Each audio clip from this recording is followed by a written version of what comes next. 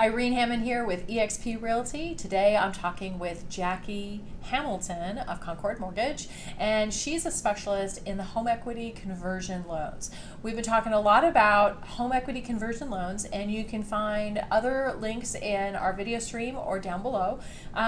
Jacqui, how do I go about qualifying? Because this is an unusual loan. What are things that are similar and what are things that are different than, let's say, a traditional or conventional loan?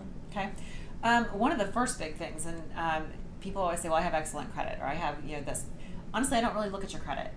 I obviously pull your credit. I do have to pull your credit. But credit is not necessarily a qualifier or a disqualifier for this loan. Okay. If somebody has a lower credit score, I'm going to look to see what's driving that credit score down.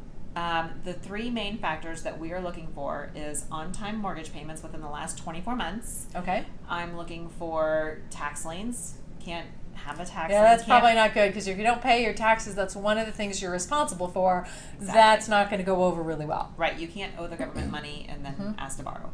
That's just kind of the way that I say it. You can't owe the government money and ask to borrow money from the government. Yep, I got it. It's what it is. I got it. And then I'm also going to look at your homeowner's insurance, believe it or not, and make sure that you're paying your homeowner's insurance on time.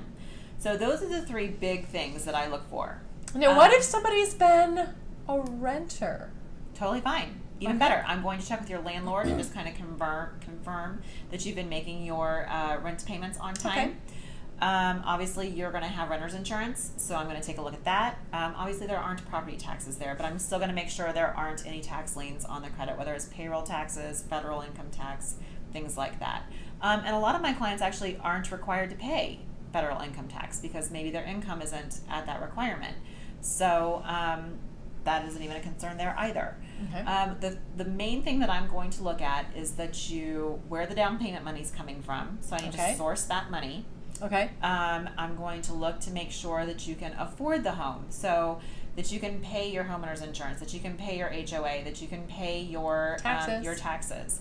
So I'm going to compare your income, your debt to income there. So you need to be able to pay your current debt and obviously the new debt that's there. Okay. But the great thing is I'm not qualifying you to make a mortgage payment, so I'm really not looking. So that gives it a lot more flexibility. Lots of flexibility. So if somebody feels that their income isn't strong, right, but they've got assets in financial investments, that this could be a really good solution, because you don't have to qualify for a mortgage, you don't have to get a mortgage payment, right, and so you can keep some of those assets. So you can, if you're living on the income that you're making off of your assets, and then you can get rid of that mortgage payment. Again, that's all about lifestyle. It's all about creating options with greater financial ease using this loan. Exactly. Is there anything else about qualifying that they should? The 62. Yeah, you 62 have to be 62. Is the magic qualifier is 62. One person has to be 62. The other thing is I'm going to ask to see a lot of the same documentation that a conventional loan would require. I'm going to ask to see bank statements, tax returns, identification, all of those things, proof of income. So if you have a Social Security award letter, all of the normal things that you would ask to see. Okay, with a regular conventional mortgage. The regular things, however, the biggest piece is that income is not as much of a qualifying factor, other than the fact you have to be able to still afford it, right? Correct. So that's fabulous news. That's fabulous news. Thank you.